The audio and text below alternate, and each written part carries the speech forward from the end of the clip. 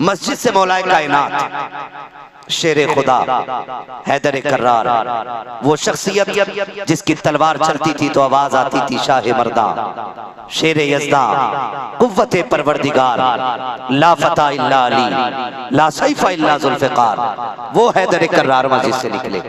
साथ में अबू बकर सिद्दीक भी निकले।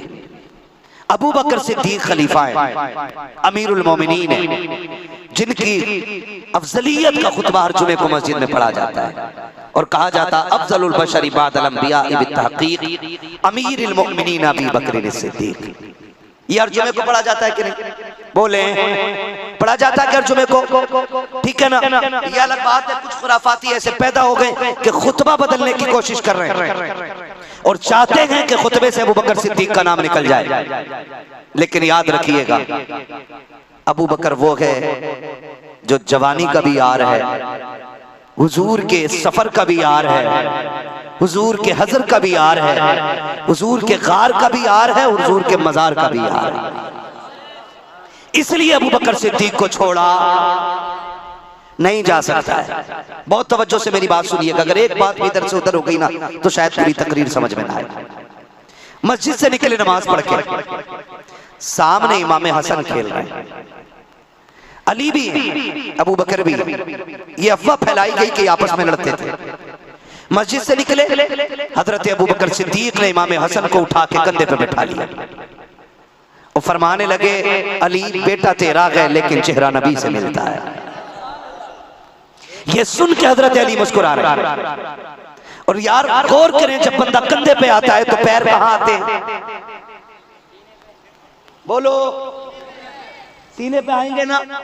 अबू बकर कौन है? अमीरुल मोमिनीन, खलीफा मोमिनों के बादशाह। इमाम हसन कंधे पे, पैर कहां? बोलो जोर से, पैर कहां? किसी ने कहा अमीरुल मोमिनीन, आप मोमिनों के बादशाह हैं, आप मोमिनों के हाकिम हैं, बच्चे को कंधे पे लेकर टहल रहे। मुस्कुरा के कहा, नादान तू नहीं देख रहा है मैंने किसको कंधे पे उठा के रखा है? फरमाया, ये वो है जिनको मैंने नबी के कंधे पे बैठे हुए देखा है। ये इज्जत किसने सिखाई? हजरत अबू बकर सिद्दीक। अब बात करें हजरत उमर फारूक आज़म की। ज्यादा झगड़ा इन्हीं दोनों से करते हैं ना लोग, कहते हैं जी अबू बकर उमर ने हक मारा है, लेकिन जानते उमर कौन है? उमर वो है जो आधी दुनिया का बादशाह है। 22 लाख मुरब्बा मील का मालिक है उमर, आधी दुनिया का बादशाह। किसी मुल्क के सफीर से बड़ी जरूरी बात अंदर बैठ के हो रही है और बेटे से कह दे रहे, बेटा अंदर कोई नहीं आना चाहिए, यहां तक कि तुम भी नहीं आ सकते। अमीरुल मोमिनीन अपने बेटे को रोक दे रहे। कोई जरूरत पड़ी, इमाम हुसैन आ गए, दरवाजे पे हजरत उमर के बेटे खड़े। कहा उमर किधर है? अमीरुल मोमिनीन कहा अंदर है। कहा तुम यहाँ क्यों खड़े हो? उन्होंने बता दिया कि मुझे अंदर जाने की इजाजत नहीं। कहा क्यों? कहा कोई जरूरी बात हो रही है। तो कहने लगे ठीक है फिर मैं भी अंदर नहीं जाता। हजरत उमर के बेटे ने कहा आप तो जा सकते हैं ना, आपको मना नहीं किया। कहने लगे कोई बात नहीं, जब बेटे को जाने की इजाजत नहीं, हो सकता बड़ी जरूरी बात हो, कोई बात नहीं, जोहर में मस्जिद में मुलाकात हो जाएगी। बहुत गौर से सुनिएगा। ये कह के इमाम हुसैन लौट आए। अब हजरत उमर बाहर निकले, लंबी और गहरी सांस लेके कहते बेटे कोई आया था? लंबी सांस लेके कहते बेटे कोई आया था? कहा अब्बा जी हाँ, आपको कैसे पता? कहा खुशबू बता रही है नबी के चमन का कोई फूल आके गया है, खुशबू बता रही है। भाई प्लीज मेहरबानी करें, तवज्जो है सारे लोगों को। मैं इस तरह का मिजाज नहीं रखता हूँ गुफ्तगू करने का, डिस्टर्ब ना करें। जिसे जाना एक बार उठ जाए, जिसे नहीं जाना वो बैठा रहे। बात भी करनी है यहाँ तो बिल्कुल ना कर। तवज्जो है सारे लोगों को। कहने लगे लगता है कोई शहजादा आके गया। कहा जी बाबा कौन? कहा ज़हरा के लाल आए थे, हुसैन आए थे।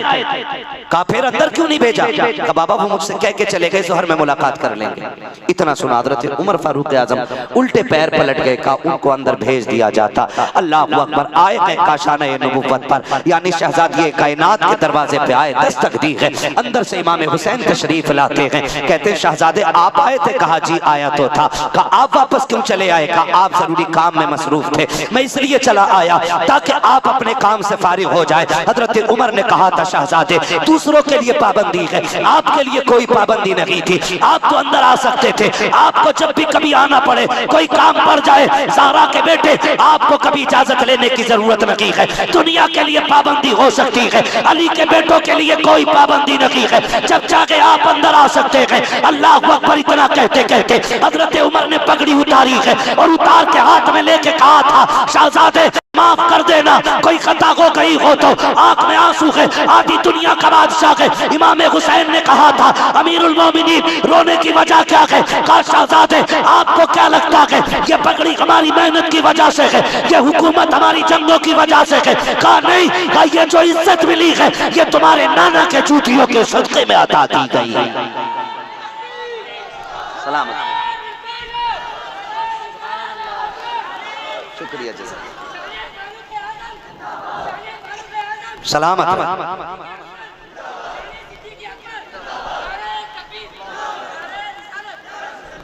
हम हुजूर के हर यार से प्यार करते हैं क्योंकि इन्होंने हुजूर की आल से प्यार करना सिखाया है। और अगली बात कर दूं, नबी का गनी भी बेमिसाल है, नबी का अली भी बेमिसाल है। अगर एक एक साथ में तबसरा करूं तो घंटे नहीं, कई रातें चाहिए, कई रातें चाहिए। लेकिन इतना बताना चाहता हूं, हुजूर के एक सहाबी हैं हजरत अमीर माविया रज़ी अल्लाह ताला। हम सुन्नी लोग हैं, यजीद के कारनामों का जिम्मेदार हम हजरत अमीर माविया को नहीं मानते। जिनका यह अकीदा वही बोले सुभान अल्लाह, बोले जोर से। रईसुल अतकिया सरकार वैस मुस्तफा वास्ती दामदल्लाहु अली फरमाते हैं कि बुजुर्गों ने बड़ा काम किया। अरब का ये दस्तूर था कि हर शख्स के नाम के साथ बाप का नाम लिया जाता था, लेकिन ये यजीद वो मलून शख्स है जिसके नाम के साथ बाप का नाम बुजुर्गों ने नहीं जोड़ा है। जहां भी आप पढ़ेंगे यजीद पलीद मिलेगा लिखा हुआ, यजीद लईन मिलेगा लिखा हुआ, यजीद बिन मुआविया नहीं मिलेगा, क्योंकि हजरत अमीर माविया जन्नती हैं और यजीद जहन्नमी है। यजीद, यजीद, मेरी आवाज आ रही तो बोलें यजीद। अगर नहीं बोलना पीछे चले जाएं ताकि अच्छे लोगों को आगे बैठने का मौका मिल जाए।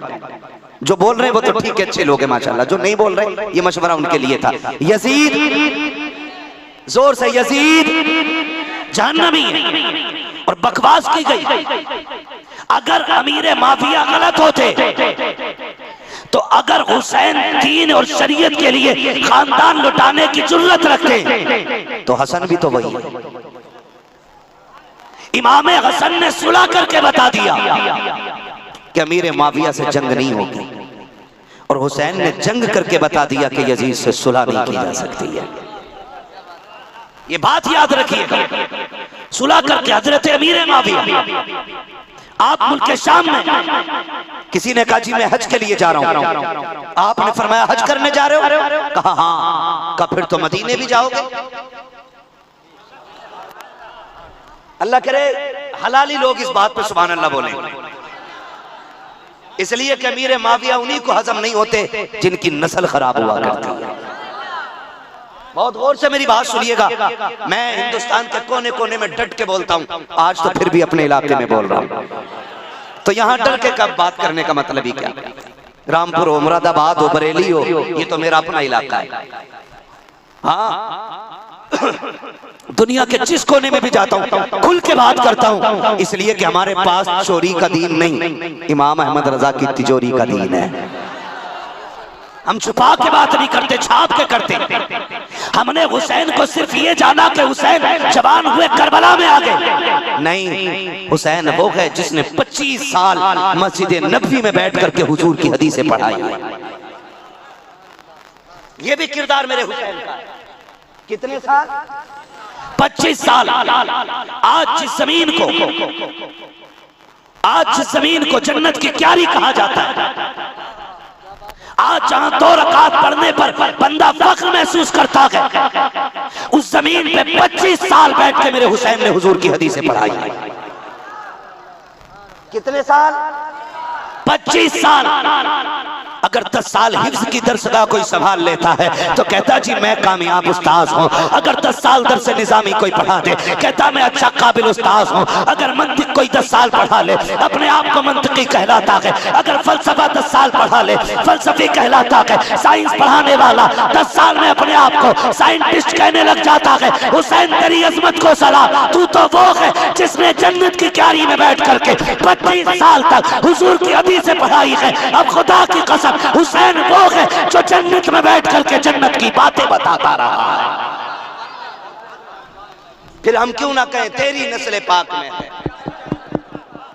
बंद हो गया कोई साउंड आपका? तू है ने नूर तेरा सब घराना नूर का। मैं हज़रत अमीर माविया के हवाले से बात कर रहा हूं। ये बात याद हो गई ना सबको?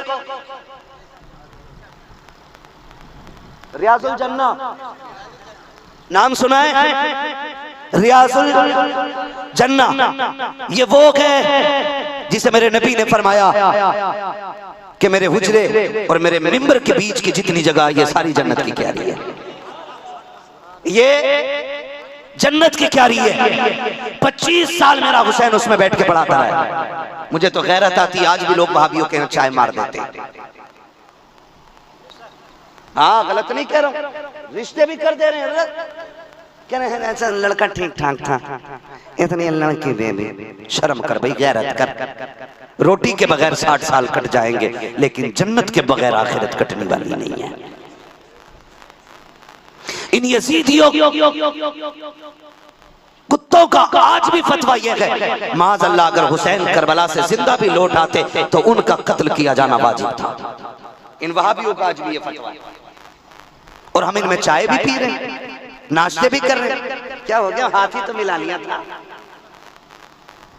दो रंगी छोड़ दे एक रंग हो जा, सरासर मोम हो जा या सरासर संग हो जा, यकदरगीर वो कमगीर। 25 साल मेरा हुसैन बैठ करके रियाजुल जन्ना में पढ़ाता रहा। हजरत अमीर माविया अपने मसनद हुकूमत पे बैठे। किसी ने पूछा हजरत अमीर माविया से, कहा मैं मदीने मक्के जा रहा हूँ हज करने के लिए। कहने लगे फिर तो मदीने भी जाओगे? कहा हाँ। कहा फिर हुजूर के रोजे पे भी जाओगे? कहा जी। कहा फिर सुने एक काम मेरा भी कर देना। कहा क्या काम आपका?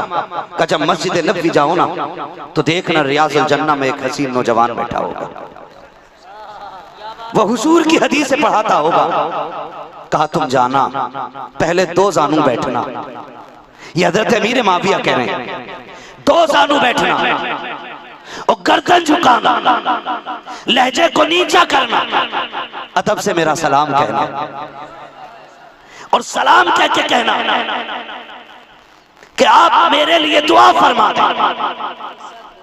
अमीर माविया ने जब इतना कहा तो उसने कहा वो कौन है? कहा वो अली के शहजादे हुसैन है। अली के शहजादे हुसैन उसने कहा था आप बादशाह के मोमिनों के, आप इतने बड़े हुक्मरान हैं। सुने उमर वो हैं जिनकी 22 लाख मुरब्बा मील पर हुकूमत थी। अमीर माविया वो हैं जिनकी 64 लाख मुरब्बा मील पर हुकूमत का सिक्का चल रहा था। उसने कहा था इतने बड़े साम्राज्य का मालिक एक नौजवान से बख्शिश की दुआ और ईमान पर खात्मे की इल्तिजा कर रहा है। बात समझ में नहीं आई। अमीर माविया ने कहा था जबान को ताला लगा, जितना मैं जानता हूँ उतना तू नहीं जानता। तू जिसे नौजवान कह रहा है मैंने उसे मुस्तफा के कंधे पे सवारी खाते देखा है। अल्लाह अकबर। वो तो इतना एहतराम करते रहे और हमने लड़ा के फेंक दिया, हमने जंगे करा दी। हमारे रवैये ऐसे हो गए, खुदारा सुने हुजूर की औलाद का हर किसी ने एहतराम किया है और जिसने एहतराम नहीं किया है वो लईन हो गया है, पलीद हो गया है, पूरी दुनिया की ठोकरों में आ गया है वो। और आज पूरी दुनिया कहती है और मचल के कहती है कितने महके हुए हैं मदीने के फूल। करबला तेरी किस्मत पे लाखों सलाम, करबला तेरी किस्मत पे लाखों सलाम। करबला शरीफ का वो वाकया है जो हमने मौलवियों से बाद में सुना है, चूल्हे पे माँ बाप से पहले सुन लिया है। बात सच्ची है कि नहीं भाई? हमने करबला अपने माँ बाप से चूल्हे पे तब सुन लिया था जब हम मदरसे में जाने के लायक नहीं थे, जब हमारे काम नहीं बनते थे तो माँ कहती थी जहरा के लालो को आवाज दो। हमने बचपन से उन्हें आवाज देना सीख लिया है। और खुदा की कसम हैदर करार वो शेर है जिसका नाम कमजोर ले लेता है तो बड़े बड़ों की हड्डी तोड़ देता है। ठीक है ना। और ये जो लोग बात करते हैं ना मौलाई मौलाई मौलाई, सच कहता हूं अली तो हमारे हैं।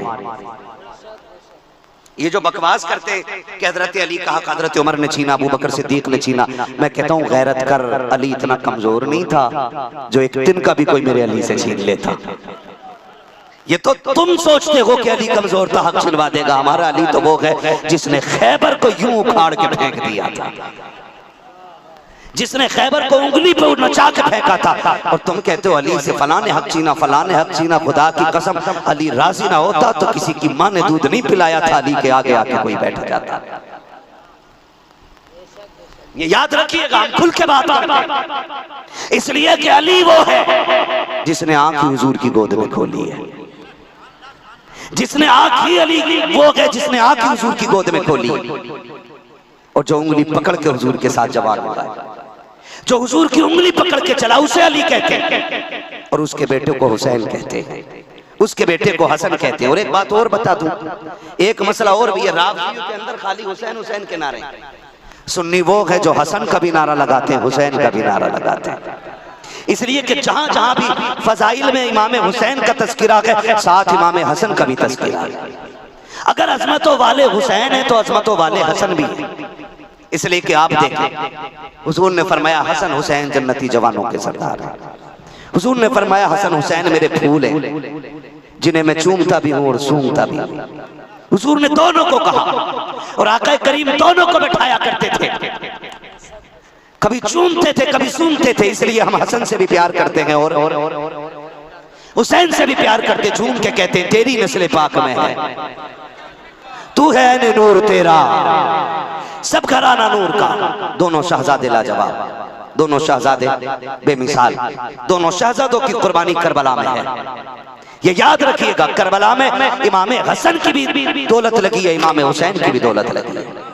ये भी बात याद रखिएगा, उसमें इमाम हसन की भी कुर्बानी है, इमाम हुसैन की भी कुर्बानी है, दोनों शहजादों की कुर्बानी लगी है। और खुदा की कसम हसन भी बेमिसाल है, हुसैन भी बेमिसाल है। आज ना कोई देखो इमाम हसन के नाम ये क्या दे रहे हैं लोग, ये उन्हीं के नाम का सदका ही तो है, उन्हीं के नाम की खैरात तो है, उन्हीं के नाम का लंगर ही तो है जो मिल रहा है। मगर उनकी सखावत आप देखें। मैं एक हुसैनी से कहूंगा खुदा की कसम 10 दिन हुसैन के नहीं है, 365 दिन हुसैन के। कितने दिन?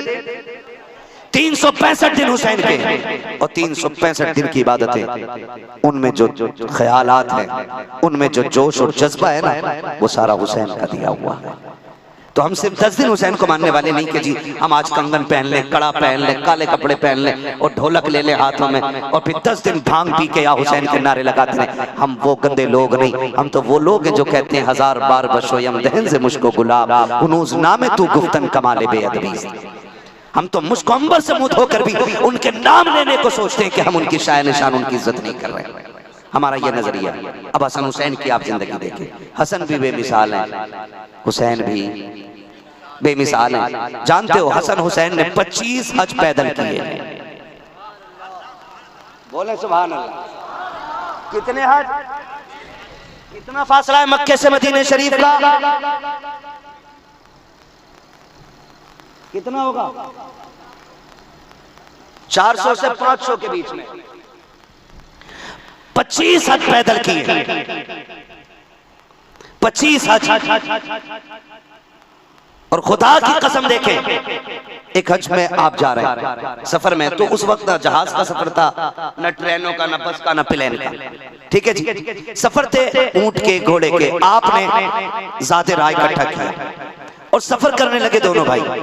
सफर करते करते राह में थे कि एक जरूरतमंद बंदा आ गया, कहने लगा परदेसी हूँ, मुसाफिर हूँ, कुछ बचा नहीं है खाने के लिए, भूख से हालत खराब है, कुछ मिलेगा? तो एक दूसरे भाई का मुंह देख के कहने लगे करना क्या है? बड़े ने कहा क्या करना, वही करो जो आज तक मां ने सिखाया है। सारा उठा करके उस आने वाले को दे दिया और रब का नाम लेके फिर सफर शुरू। रास्ते में भूख लगी, इमाम हुसैन कहते हैं हसन जी भैया भाई भूख लगी है, का चलो देखते हैं कुछ रास्ते में। अभी सफर कर रहे हैं कि रास्ते में ना एक पुरानी झोपड़ी नजर आई, पुरानी झोपड़ी नजर आई।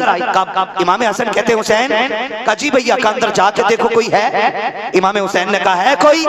एक बूढ़ी निकली। क्या बात है? का परदेसी है माँ, कुछ मिलेगा खाने के लिए? लोग बड़े अच्छे थे यार, लोग बड़े अच्छे थे। उस दौर में खिलाने को फख्र समझा जाता था, आज बचाने को फख्र समझते लोग। पहले का उसूल ये था मेहमान आता था तब खाते थे, आज सोचते चला जाए फिर खाए। हाँ, दस्तरखान लगा हो, बेटी ने खाना लगा दिया, फूफा आ जाए, अब्बा कहता लल्ली से रख उठा के पहले फूफा से निपट। बीच में खालू आ गया, अरे भाई आओ यार, अच्छा चलो हटो बाद में खाएंगे। और पहले क्या होता था, अगर नहीं होता था मेहमान ना तो लोग दरवाजे पे आके खड़े हो जाते थे और फिर कहते थे अल्लाह मेरे रिस्क की बरकत न चली जाए, 2 रोज से घर में कोई मेहमान नहीं है। तो ये नजरिए थे और आज भी ये नजरिए जिनके हैं अल्लाह ने उनके दस्तरखान में कमी नहीं रखी है। आज भी रोजी रोटी के लिए वो परेशान है जिनके दिल छोटे हो गए। आज भी दिल बड़े कर लो तो अल्लाह रिस्क के दरवाजे खोल देगा। कीजिएगा। ठीक है भैया जाता हूँ। इमाम हुसैन गए, अंदर से बूढ़ी निकली। कहा क्या बात है? कहा माई भूखे, कुछ मिलेगा खाने के लिए? जैसी बूढ़ी निकल करके आई है, चेहरा देखती है तो बस देखती रह जाती है, नजर डालती है तो देखती रह गई, कहती सोचती है वाह रे किस माँ के लाल होंगे, वो माँ का आंगन कितना खूबसूरत होगा जिसमें ये चांद से चेहरे खिलखिलाते होंगे, वो घर कितना खूबसूरत लगता होगा जिसमें ये हसीन चेहरे मुस्कुराते होंगे। वो देखती रह गई। कहा हाँ शहजादो, एक प्याला दूध है, अगर कहो तो ला के दे दो। कहा भाई एक प्याला दूध है। कहा ठीक है माँ वही ला दो। बूढ़ी ने एक प्याला दूध ला करके दिया है, दोनों भाइयों ने आधा आधा पिया। जब जाने लगे बूढ़ी कहती है अरे शहजादो जरा नाम तो बता के चले जाओ। कहा माँ नाम का क्या करेगी? कहा हम ये चाहते हैं कभी तुम्हें देखने को जी चाहे तो कभी पता करके तो आ जाए ताकि तुम्हारी ज़ियारत हो जाए। जब इतनी बात बूढ़ी ने कही है, शहजादों ने कहा माँ नाम पूछने की जरूरत नहीं है, अगर मिलना हो मुस्तफा के मदीने आ जाना, आका के घर का पता पूछ लेना, जहां मुस्तफा रहते थे वहीं पे इन शहजादों से भी तेरी मुलाकात हो जाए। अल्लाह अकबर।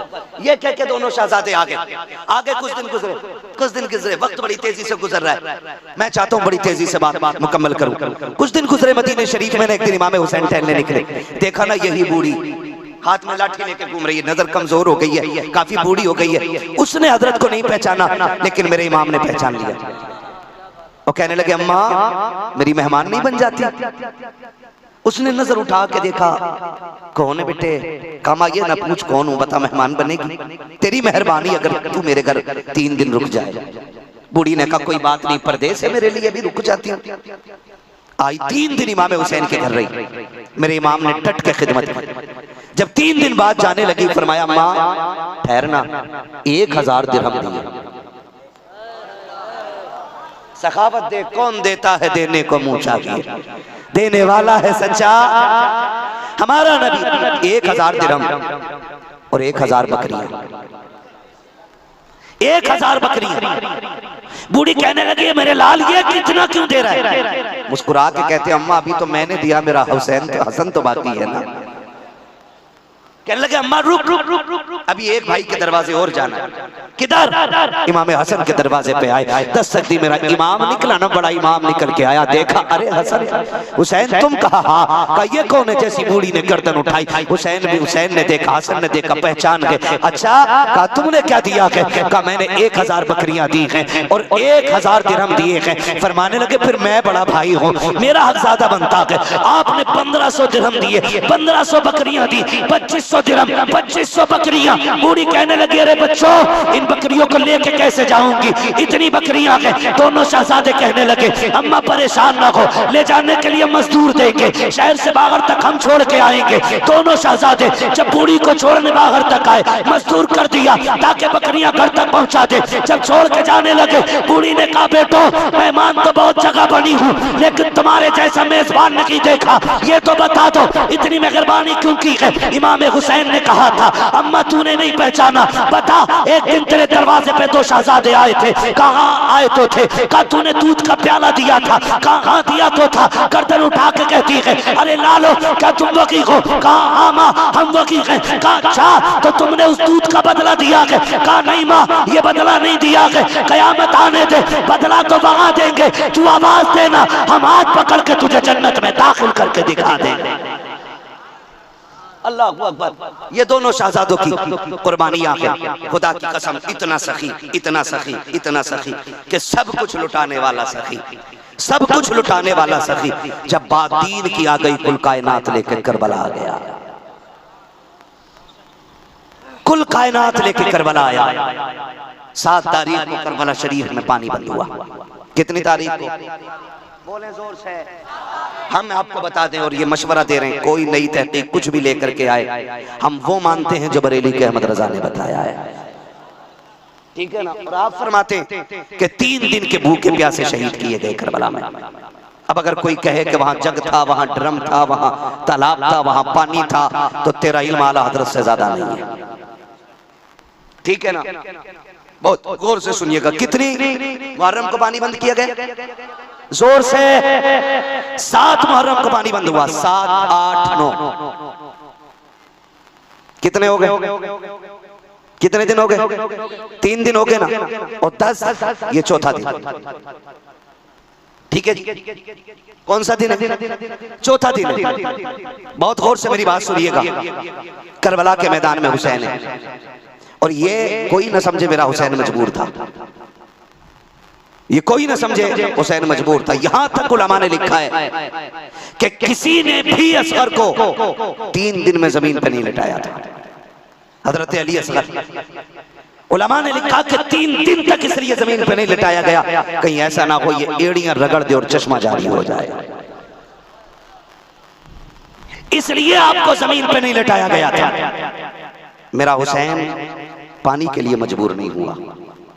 ये तो दुनिया जानती है, अगर अजमेर वाला एक प्याले में पुराना सागर इकट्ठा कर सकता है, तो उनका नाना करबला में ठोकर मार के पानी नहीं निकाल सकता था।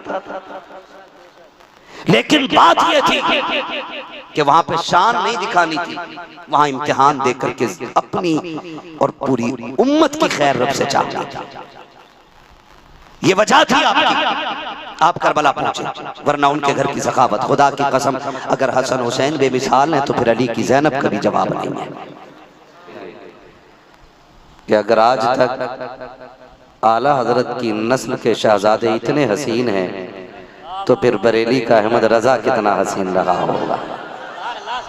देखेंगे आप उस चेहरे को, हद दर्जा शराफत, संजीदगी, पाकीज़गी, और मैं कहता हूँ वली सिफत शख्सियत हुजूर आसन मियां साहिब क़िबला है।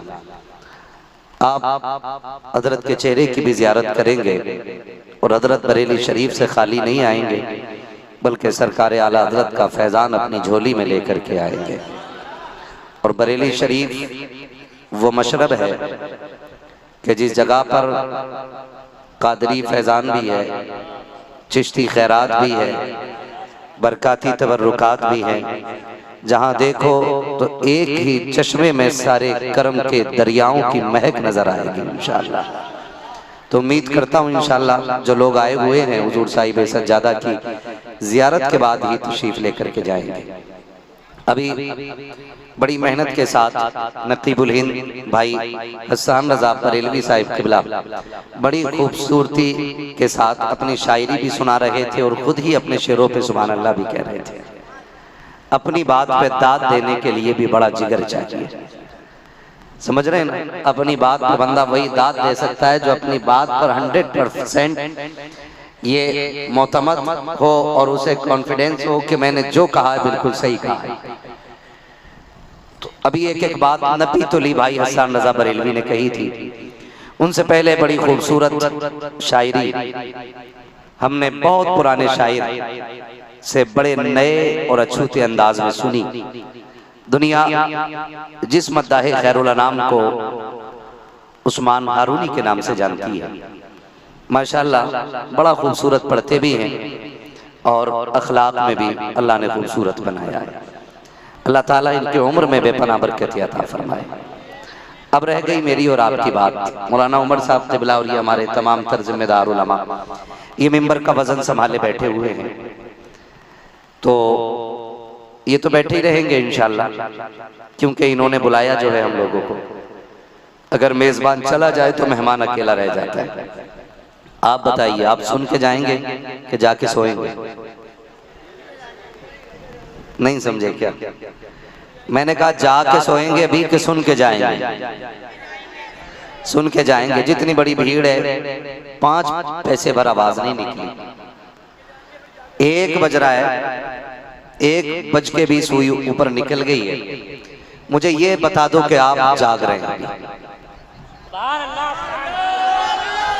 ये मुझे लग रहा है ये रुमाल जितने डाले बैठे हैं ये सारी कमेटी वाले।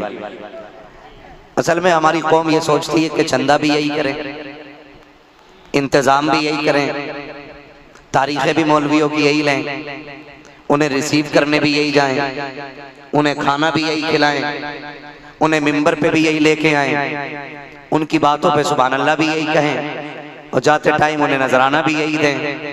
बाकी हम तो सुभान अल्लाह कहने के लिए भी तैयार नहीं है। यही गुमान लेके बैठे हैं ना।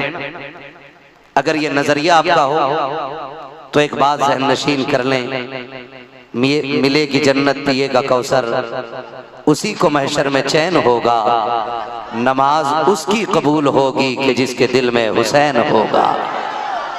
जो नहीं बोला मैं नहीं समझता हूं कि वो आया क्यों है। चुप रहने वाले बंदे का तो घर चला जाना बेहतर था, इसलिए कि ये मेरी महफिल नहीं है, ज़हरा के लालों की महफिल है। और याद रखिएगा, महबूब की महफिल को महबूब सजाते हैं, आते हैं वही जिनको सरकार बुलाते हैं। मैं किसी कंजूस से दाद लेना नहीं चाहता और ना मुझे किसी बखील तबीयत के बंदे से सुभान अल्लाह की उम्मीद है। मैं उस सखी की महफिल में आके बैठ गया हूँ जिसकी चौखट से आज तक कोई खाली लौटाया ही नहीं गया है। और मेरा इमाम कहता है कौन देता है देने को मुँह चाहिए। ये इधर मोहल्ले वाले नाराज हैं भाई, कुर्सी इधर इसलिए पड़ गई कि बीच में ये बंदा आ रहा है। आप ये ना सोचे मौलवी उन्हीं का ही है ना। कहो तो आधा घंटा इधर बोल लें, आधा घंटा उधर बोल लें, सलाम बीच में खड़े होकर पढ़ लेंगे। क्या राय आप लोगों की? देखिए मैं आपको बता दूं, मैं देखूं न देखूं, उमर भाई देखें न देखें, उस्मान भाई देखें न देखें, ये उलमा पहचाने या न पहचाने, जिन शहजादों की महफिल में बैठे हो ना, उनकी माँ ज़हरा भी देख रही है, उनके बाबा हैदर कर्रार भी देख रहे हैं। तो आप मुझे दिखाने के लिए कतई न बोलें, मुझे सुनाने के लिए भी बिल्कुल न बोलें। कोशिश ये करें नजफ में हैदर कर्रार राजी हो जाएं, मदीने में अहमद मुख्तार राजी हो जाए। ठीक है ना। अब उम्मीद है इंशाअल्लाह आप लोग दिल थोड़ा नहीं करेंगे। ठीक है ना। आधे मौलवी आपकी तरफ है, आधे मौलवी इधर, वरना लगाया तो सभी के लिए पिंडाल है। क्या राय आप लोगों की? जलसा सभी का है कि खाली कमेटी वालों का? जोर से बोलो। ये पीछे वाले हाथ क्यों नहीं उठा रहे? दूसरे की जेब में डाले बैठे हैं क्या? ये भी बड़ा मसला है। जेबों का ख्याल रखो भाई, और हाथ देखभाल के नीचे डाला करो। जज्बात में नारे तकबीर अल्लाह अकबर, किधर भी जा सकता है, उससे कोई मसला नहीं। बहरहाल आपसे मेरी गुजारिश है, मुझे सच्ची सच्ची बताएं, जलसा सिर्फ कमेटी वालों का है कि सबका है? जो बोल गए अल्लाह उन्हें ज़हरा के लालों का सदका अता करे, और जो नहीं बोले गए अल्लाह उनकी ज़बान में बोलने की ताकत अता करे। हम बद्दुआ तो कर नहीं सकते, इसलिए कि नबी ने दुआएं मांगी उम्मत के लिए, फिर उम्मती को क्या हक पहुंचता वो किसी के लिए बद्दुआ करे। मैं आपको सच बता दूं ना, घर में एक फंक्शन करना होता ना, बेटे का अकीका, और मेहमान आते हैं 25-30, पूरा परिवार बेहोश होने लग जाता है। एक अकीके के अंदर 25-30 मेहमानों को लेकर के ना पूरा परिवार चक्कर काटने लग जाता है। मैं कहता हूं मुबारकबाद दो इन कमेटी वालों को जिन्होंने 25-30 नहीं हजारों के बैठने का इंतजाम किया, और इतना खूबसूरत इंतजाम किया है कि किसी को कोई शिकायत नहीं। मैं तो देख रहा हूं कि बीच बीच में कई कूलर लगे हुए पीछे तक,